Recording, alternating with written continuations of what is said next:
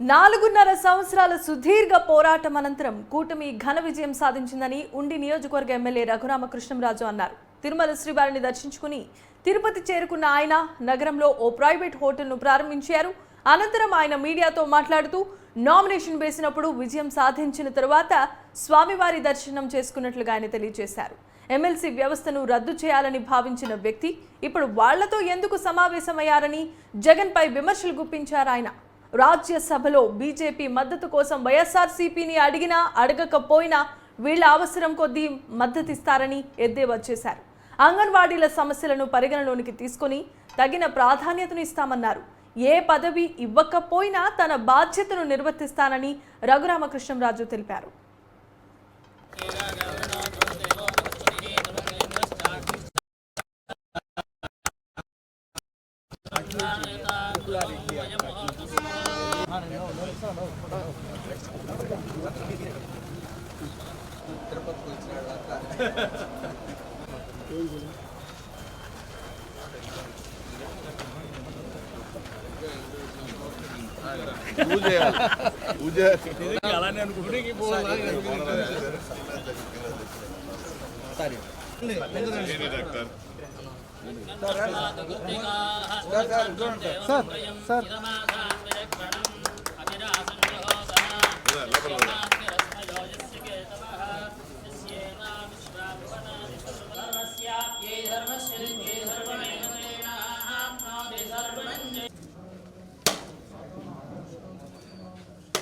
రాజగోపాల్ గారు తిరుపతిలో ఒక మంచి రెస్టారెంట్ల సముదాయం ప్రారంభిస్తున్నాను అని చెప్పిన సందర్భంగా ఇందులో ఆ G7 రెస్టారెంట్ల సముదాయంలో నా పేరు మీద కూడా, ఇది రాజమౌళి గారి సినిమా కదా, నా పేరు మీదే, నా పేరు మీద నాకు ఎంతో ఇష్టమైన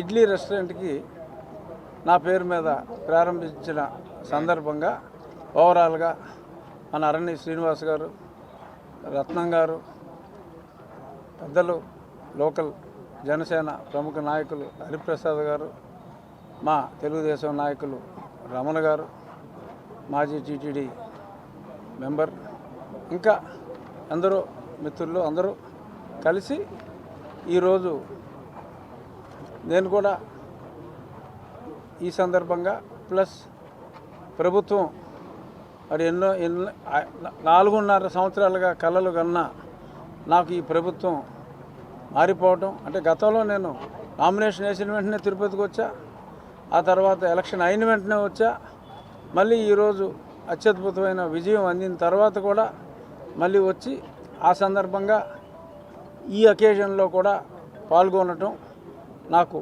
చాలా సంతోషంగా ఉంది. మరి ఎమ్మెల్సీలతో జగన్మోహన్ రెడ్డి గారు ఎందుకు మీటింగ్ పెట్టుకున్నారు? ఆయన వ్యవస్థనే వద్దనుకున్నారు గతంలో.